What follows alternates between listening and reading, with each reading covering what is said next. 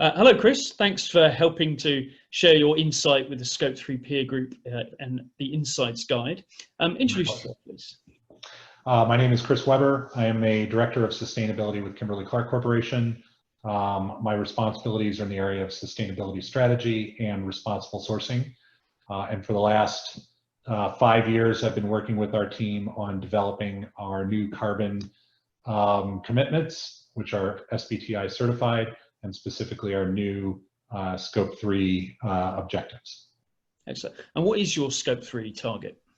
So our Scope 3 reduction target is a 20% reduction in absolute GHG emissions, specifically tied to Category 1, purchased goods and services, and Category 12, end of life of sold products.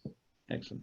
And you've been doing this for quite a while now. I'm working on this quite hard. So what would be one or two pieces of key advice for your peers who are perhaps a little bit further behind on that journey?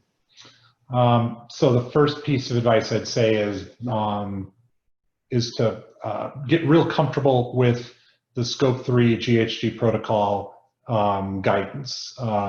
They have done a very nice job mapping out the process of understanding your what is material in your emissions, where to focus on your strategy, where to focus on your measurement approach. The first piece is really getting aligned to the approach, because that approach will serve you very well and keep you from wandering off in directions you don't need to go. The second piece would be developing a strategy for calculation of your greenhouse gas inventory. It'll be extremely important to understand what and how much your challenge will be focused upon. Being able to understand where the data is, what the quality of that data is, and being able to reach a point where you can feel comfortable that you have a majority of your organization's scope of carbon inventory captured.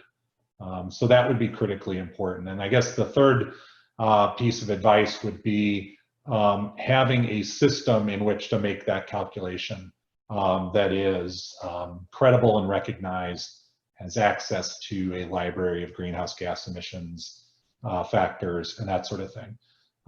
That all may seem very straightforward, but being able to set a target depends very heavily on your ability to establish that baseline and then make it repeatable. Yeah.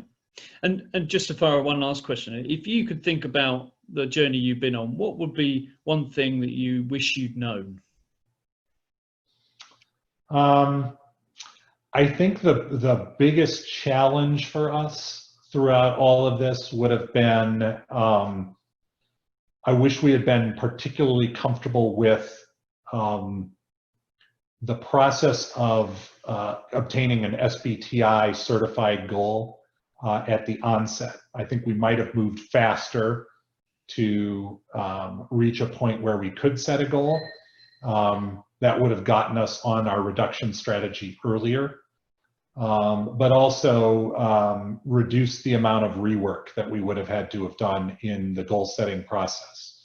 SBTi's criteria change with some frequency, and so as a result, if you're not swift in resolving your reduction strategy and scope, you may find yourself covering the same ground a couple of times before you actually certify your goals. Excellent. Thanks very much for your insight, Chris. My pleasure.